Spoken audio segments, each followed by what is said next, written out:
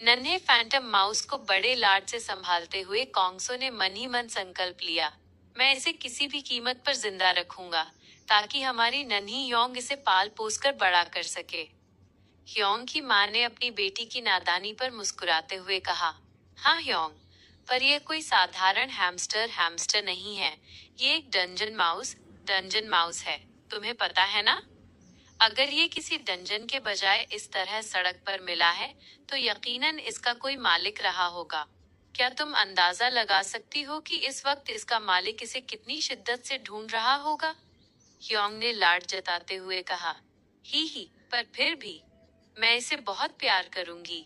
कॉन्गसो ने हालात को देखते हुए कहा, फिलहाल ऐसा लगता है कि हमारी सबसे पहली प्राथमिकता इस डंजन माउस को किसी भी तरह ठीक करना है। जीयून ने भी सहमति जताते हुए कहा, हाँ, ये सच है। क्या आसपास कोई ऐसा जानवरों का अस्पताल, पेट हॉस्पिटल है, जो इस वक्त भी खुला हो? ठीक उसी समय रेस्तरां में एक नया ग्राहक दाखिल हुआ। ह्योंग की माँ ने आगे बढ़कर उसका स्वागत किया। हेलो बॉस, आइए, स्वागत है। कृपया यहाँ बैठिए। क्या आप इस समय यहाँ खाना खाने आए हैं? उस अजनबी व्यक्ति की नजर टेबल के बजाय कॉन्गसो के हाथों पर पड़ी और वो चौंक गया। हाँ, खाने ही आया था, लेकिन क्या वो एक डंजन माउस है? माँ ने ठंडी सांस भरते हुए कहा, आह, हाँ, हमारी बेटी को ये आते समय रास्ते में गिरा हुआ मिला था। इसकी हालत बहुत खराब है। उस व्यक्ति ने जीव को गौर से देखा और बोला, मैं समझ सकता हूँ, इसकी हालत वाकई काफी गंभीर लग रही है। अगर आपको ऐतराज ना हो, तो क्या मैं इसे एक बार करीब से देख सकता हूँ? कॉन्गसो ने उस जीव को आगे बढ़ा दिया। बिल्कुल, आइए इसे यहाँ देखते हैं। उस व्यक्ति ने जैसे ही चूहे को छुआ, उसकी आंखें फटी की फटी रह गईं। उसने हैरान होकर मन ही मन सोचा, इसके ऊपर तो शुरुआती इमरजेंसी ट्रीटमेंट बहुत ही बेहतरीन तरीके से किया गया है। ये मेरी उम्मीद से कहीं बेहतर हालत में है। दरअसल कॉन्गसो पहले ही सबकी नजरें बचाकर अपनी गुप्त प्राण शक्ति इसके अंदर डाल चुके थे। उस व्यक्ति ने राहत की सांस ली और सबको दिलासा देते हुए कहा, खुशकिस्मती से ऐसा लग रहा है कि ये अपने जीवन के सबसे नाजुक दौर, क्रिटिकल स्टेज से बाहर आ चुका है। अब इसे पूरी तरह ठीक करने के लिए मुझे बस अपनी थोड़ी सी ऊर्जा, एनर्जी इसमें और डालनी होगी।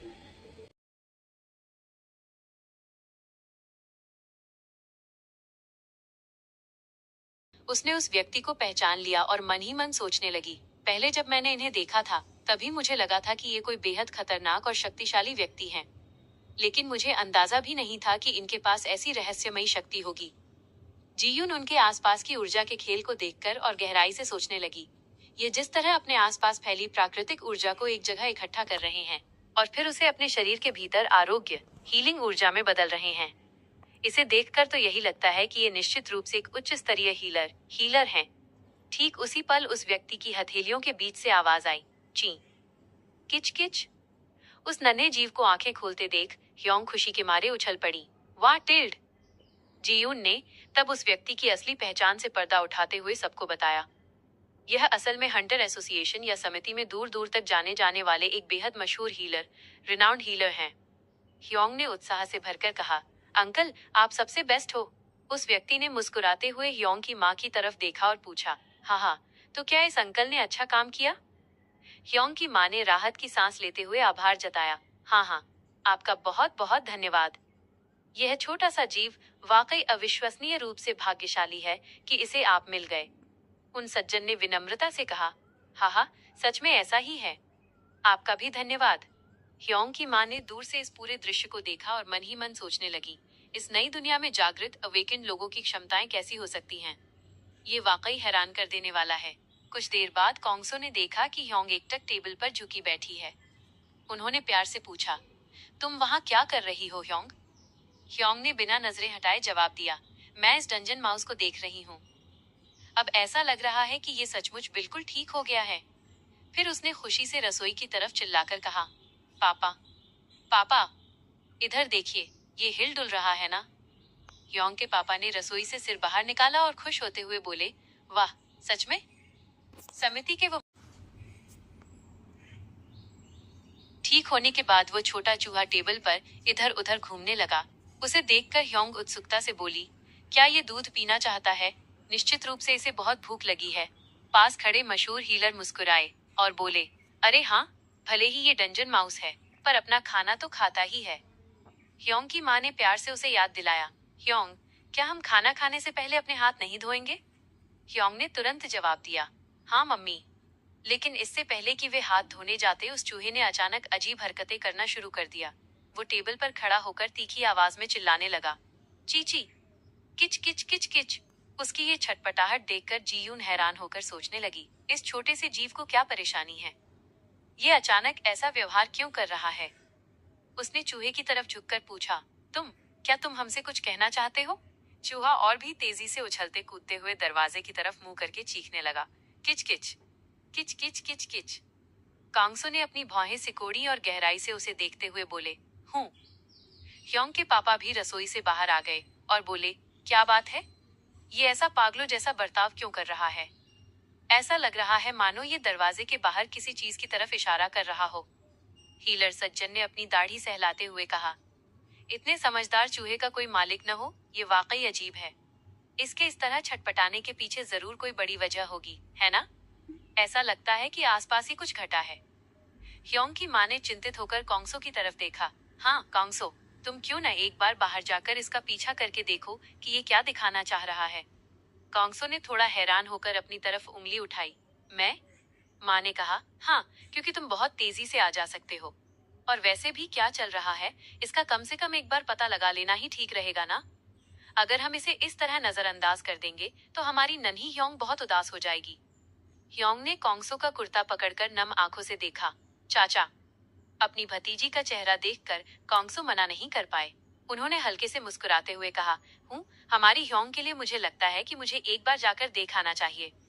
सच कहूँ तो इस पूरे मामले में एक और चीज मुझे परेशान कर रही थी। मैं इसे घेरे हुए उस अजीब ऊर्जा एनर्जी को लेकर भी काफी उत्सुक हूँ। कॉन्गसो के मुंह से ऊर्जा की बात सुनकर जीयून चौंक गई। ऊर्जा? ओपा, आप किस ऊर्जा की बात कर रहे हैं? कॉन्गसो ने दरवाजा खोलकर छाता हाथ में लेते हुए शांत लहजे में कहा, मैंने खुद रास्ते में आते समय इसे कई बार महसूस किया है, लेकिन यह चीज असल में क्या है, यह मैं अभी तक पूरी तरह समझ नहीं पा रहा हूँ।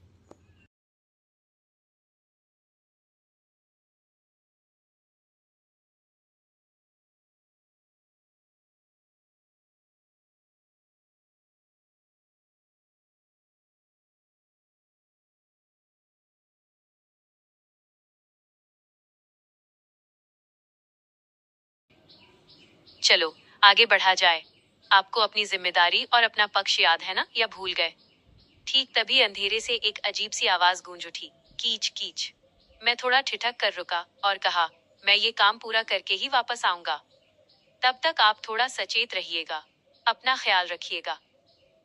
अचानक ही चारों तरफ के सन्नाटे को चीरती हुई एक तेज चीख सुनाई दी। फिर एक और उसके बाद एक और, लगातार 3 रोंगटे खड़े कर देने वाली चीखें। डर और हैरानी से मैंने आपकी तरफ देखा और पूछा, क्या आपके कहने का सच में यही मतलब है कि मामला ठीक वैसा ही भयानक है? वही बात मेरे मुंह में ही रह गई। सामने देखते ही मेरी रूह कांप उठी। धुंधले उजाले में एक जानी पहचानी आकृति उभर आई थी। मैंने बुदबुदाते हुए कहा, अरे ये देखने में तो ठीक इस रहस्यमयी जगह के पहले गेट जैसा है। हाँ, बिल्कुल वही तोरण जिससे होकर मैं पहली बार भीतर आया था।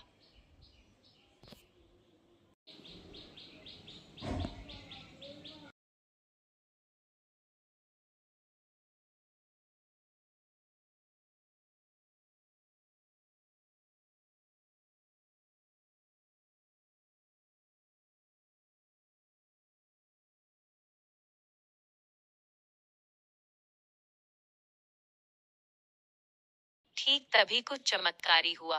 रुकिए, चारों तरफ ये रोशनियां। वाह, वो आखिर क्या था? एक चकाचौंध कर देने वाली रोशनी की लकीर दानवों की तरफ झपटी।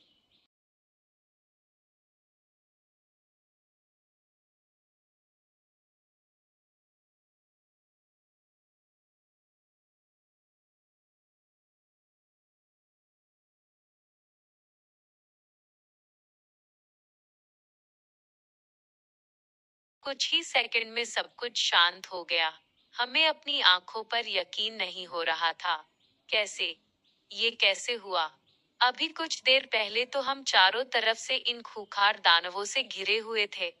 जब सब हक्के बक्के थे, तब एक ने फुसफुसाते हुए पूछा, क्या आपने अभी अभी सुना? उस खौफनाक कोरोंगी की कीच कीच की आवाज।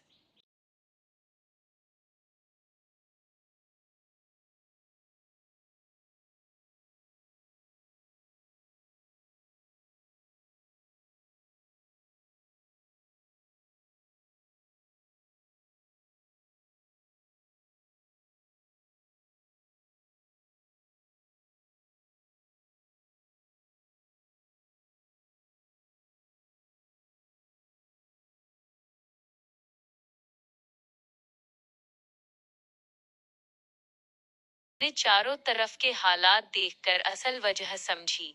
भारी मन और थकान के साथ मैंने कहा, दरअसल पिछली बार मैं सभी छोटे दानवों का पूरी तरह खात्मा नहीं कर पाया था, और इसी वजह से ये मौत का गेट अभी तक बंद नहीं हुआ है।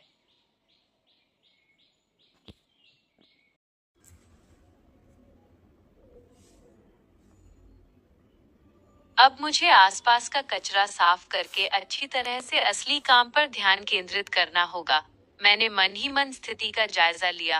हूँ, इस दानव का कोर या ऊर्जा का मुख्य हिस्सा इसके सिर में केंद्रित है, और इसे पूरी तरह काबू में करने के लिए उसका नष्ट होना जरूरी है ना? ठीक तभी जमीन पर मेरी नजर एक पुराने हथियार पर पड़ी। ओ, ये तो यहाँ पहले बलिदान हुए किसी अभागे वीर की तलवार है। दोस्त, मैं इसे कुछ देर के लिए उधार ले रहा हूँ, बल्कि इसके बदले मैं तुम्हारा प्रतिशोध लूंगा। तुम स्वर्ग में पुनर्जन्म प्राप्त करो।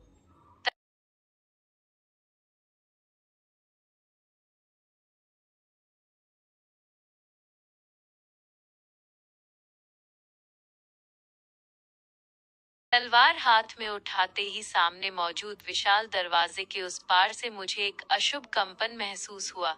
हूँ, क्या यही उस अजीब आसुरी शक्ति का स्रोत है?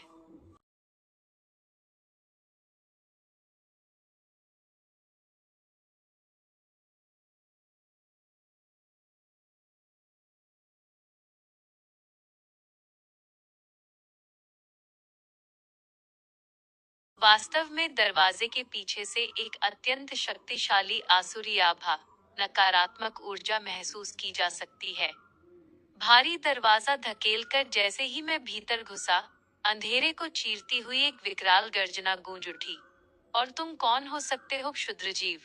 मेरी अनुमति के बिना मेरे निवास स्थान में घुसकर मेरे विश्राम में बाधा डालने का दुस्साहस तुम्हारा हुआ कैसे? किसी को भी क्षमा नहीं किया जाएगा। इस भूल भुलैया में घुसपैठियों का एकमात्र परिणाम मृत्यु है।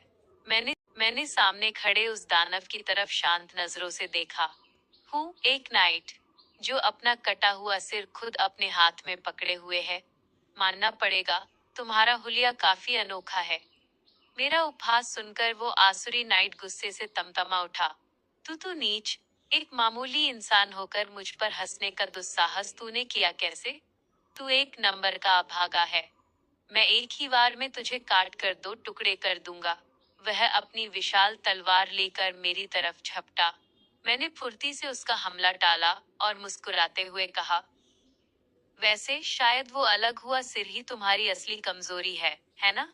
तू एक बदतमीज मूर्ख है। गुस्से में अंधा होकर वह चिल्लाया। ग्राहा आ,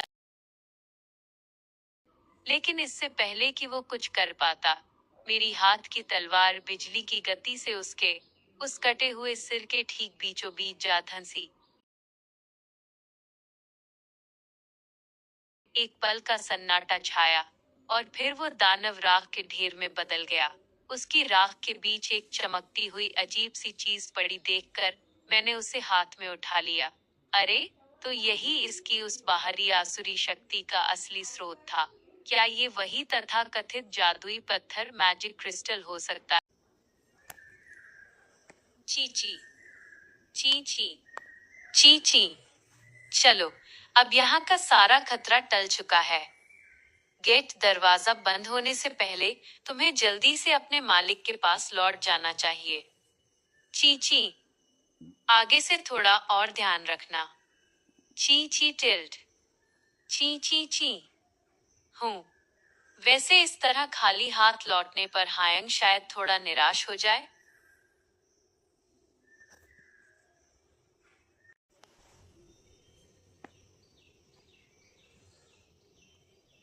ये गेट, क्या ये बहुत अजीब नहीं लग रहा?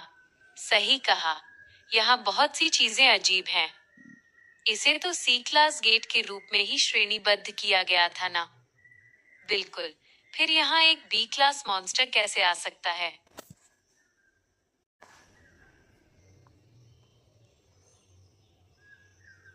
मुझे लगा था कि आज तो मैं वाकई मारा जाऊंगा। समझ नहीं आ रहा कि हम जिंदा कैसे बच गए। क्या किसी एस रैंक हंटर ने आकर हमारी मदद की होगी?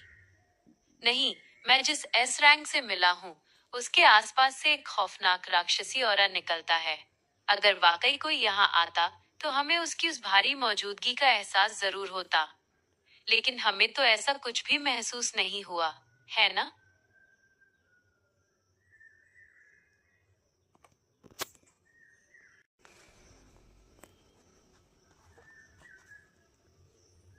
तो फिर क्या ये वही अफवाहों वाला जीरो लेवल अवेकनर हो सकता है? हूँ, हो सकता है। चीची है। ये तो पक्का कोरोंगी की ही आवाज है।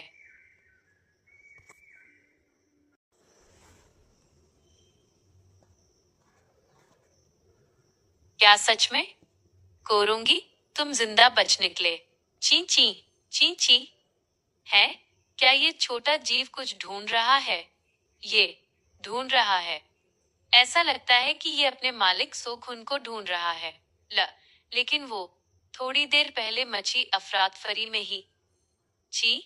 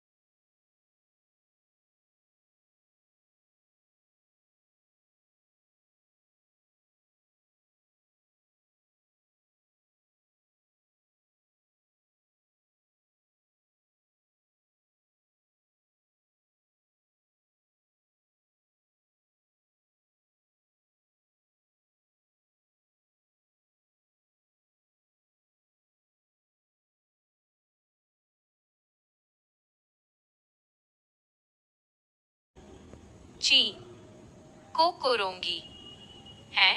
ये क्या हो रहा है? हाँ, गेट पर विजय प्राप्त कर ली गई है।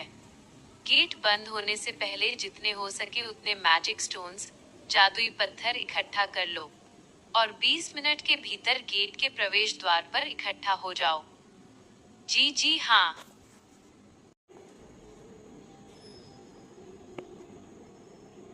एंट्री टीम, अंदर गई टीम बाहर आ रही है। जल्दी करो, स्ट्रैचर लेकर आओ। मैं हंटर न्यूज से रिपोर्टर होंग जीसू हूँ। इस गेट हादसे में कितने लोग हताहत हुए हैं? कृपया रास्ता छोड़िए। ची ची ची।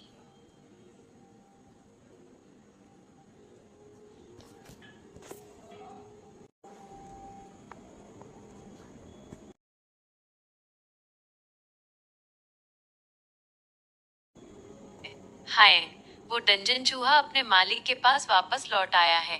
हाँ, मुझे पता है। अब मैं उसे दोबारा नहीं देख पाऊंगी, है ना?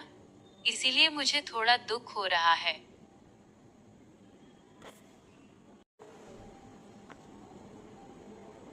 हैं?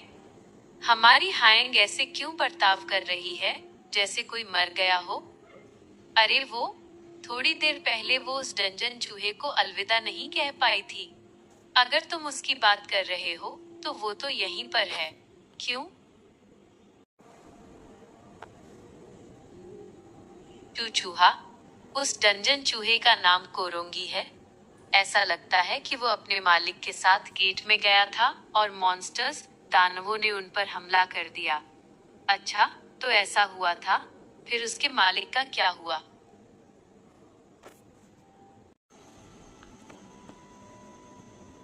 जब मैं वहां पहुंचा तब तक बहुत देर हो चुकी थी।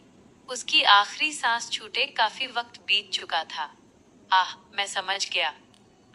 है? रुको जरा। अगर ऐसा है तो तुम गेट के अंदर गए, उस पर हमला करके उसे फतेह किया और बाहर वापस भी आ गए। हाँ, मैं बस थोड़ी देर के लिए अंदर गया था और बाहर आ गया। अच्छा, ऐसा है क्या? फा फिर भी मुझे बहुत खुशी हुई। गेट बिल्कुल सही समय पर फतेह हो गया। आह, वैसे उसकी बात करें तो मैं तो बस अंदर गया था और उसे बंद करके आ गया।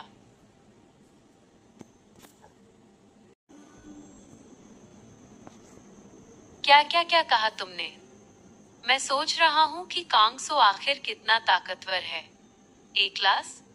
कहीं ऐसा तो नहीं कि वो हंटरली शिन की तरह एस क्लास का हो? पॉर्चर कुली के तौर पर काम करते हुए मैं कई हंटर्स से मिला हूँ।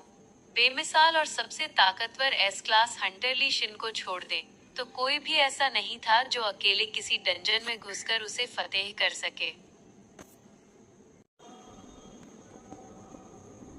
लेकिन कांगसो के आसपास से हंटरली शिन जैसा खौफनाक और महसूस नहीं होता। अगर वह जानबूझकर अपनी इस बेइंतहा ताकत को काबू में रख रहा है, तो क्या कांगसो ही वो अफवाहों वाला लेवल 0 अवेकनर है?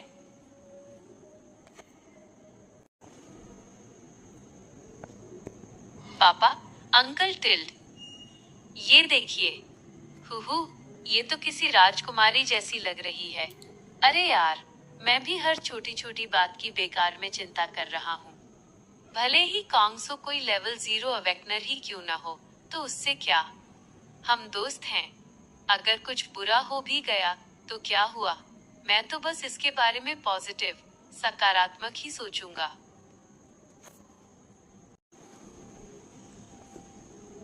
उसके बाद चूंकि हायंग सुनताए और कांगसो ने मिलकर उस डंजन चूहे को खुद ही पालने का फैसला किया, इसलिए उन्हें सोयांग से थोड़ी डांट किचकिच भी सुननी पड़ी। मुझे बताया गया था कि आज दुकान की छुट्टी है, तो आज मुझे क्या करना चाहिए? ट्रेनिंग, अभ्यास, या फिर शायद कोई छोटा मोटा काम ढूंढूं।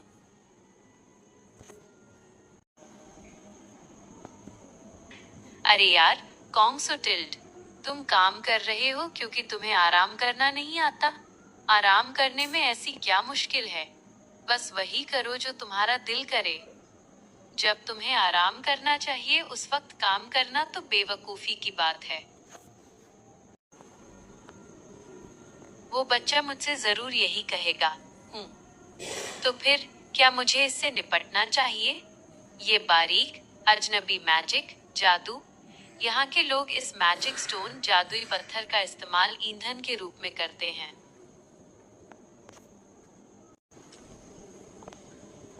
आखिरकार इसकी ऊर्जा डेमन फेनाटिक कल्ट, दैत्य पंथ के उस जादू जैसी ही है जिस पर मैजिक सोसाइटी ने पाबंदी लगा रखी थी। वे इंसानों को पकड़ते थे और इस ऊर्जा को बनाने के लिए उनकी बलि चढ़ाते थे। कि वाह हक। मैं इस तरह की खतरनाक चीज को यूं ही नहीं छोड़ सकता। फिलहाल इस घिनौनी ऊर्जा को दबा देना ही सबसे बेहतर होगा। ओह कॉन्गसो, कॉन्गसो, आज तुम जल्दी उठ गए। हाँ, सुनता है, तुम भी आज जल्दी उठ गए। आज दुकान की छुट्टी होने के बावजूद क्या तुम तैयारी कर रहे हो? हाँ हाँ, चूंकि मैं बॉस हूँ तो मुझे कम से कम प्याज तो पहले से तैयार करके रख ही लेने चाहिए। तुम्हारे लिए ये छुट्टी का दुर्लभ दिन है, तो तुम क्या करने वाले हो? हूँ, मैं अभी भी सोच रहा हूँ कि क्या करूँ। अच्छा, ऐसा है क्या? तुम हायंग के साथ लाइब्रेरी, पुस्तकालय क्यों नहीं चले जाते? लाइब्रेरी? तो ऐसी भी कोई जगह है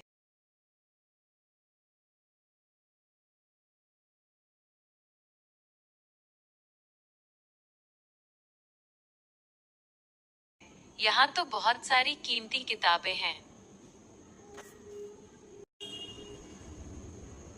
अंकल, मुझे एक किताब चाहिए। ठीक है, भागना मत और आराम से सुरक्षित वापस आना, समझे? यहाँ बहुत सारी किताबें हैं और सुविधाएं भी शानदार हैं। मैं यहीं बैठ जाता हूँ। छोटी बच्ची, क्या मैं तुम्हारी मदद करूँ? हाँ, प्लीज मुझे वो किताब निकाल दीजिए। ठीक है, तुम इसी परियों की कहानी वाली किताब की बात कर रही हो ना? ये लो। थैंक यू, धन्यवाद। हैं? वह ऑरा, ऊर्जा मंडल। वो बंदा भी एक अवेकनर है। अपनी उम्र के हिसाब से उसके पास काफी अच्छी खासी ऊर्जा है ना? वैसे ये हायंग की ऊर्जा जितनी ताकतवर तो बिल्कुल नहीं है। हालांकि भले ही मुझे उसके हालात के बारे में नहीं पता, लेकिन ऐसा लगता है कि उसके दिमाग में बहुत सी उलझनें चल रही हैं।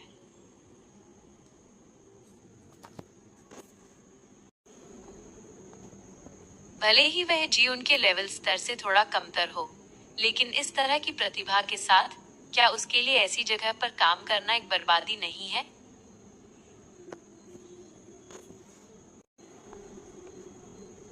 लेकिन तुम्हारी तबीयत ठीक क्यों नहीं लग रही?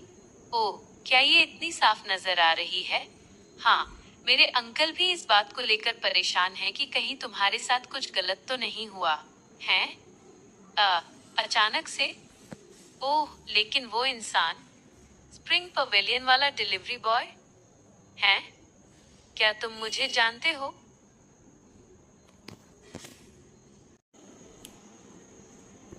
हाँ, आप बहुत मशहूर हैं।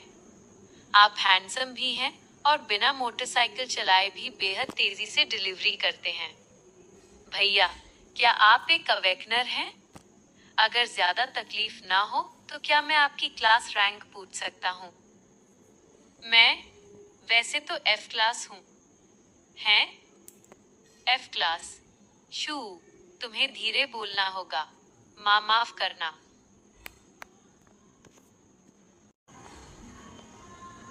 ऐसी स्थिति में फंसा हूं मैं। अच्छा, अब समझा। तुम्हें पैसे कमाने हैं, लेकिन डंजन के अंदर जाने के लिए उम्र की एक सीमा तय है। इसीलिए तुम वहां जाने के लिए अपनी ताकतों का इस्तेमाल नहीं कर सकते। हाँ, यही वजह है कि रास्ते में जो भी पार्ट टाइम काम मिलता है मैं कर लेता हूँ। मैं लाइब्रेरी में भी बहुत सारा वॉलंटियर मुफ्त सेवा का काम करता हूँ, क्योंकि इससे मुझे स्कॉलरशिप क्रेडिट्स मिल जाते हैं।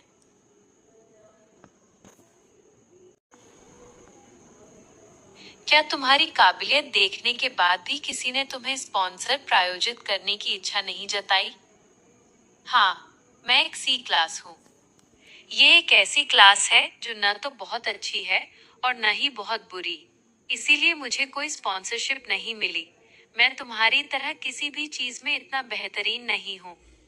मेरी कमी की वजह से मेरी माँ को लगातार संघर्ष करना पड़ रहा है।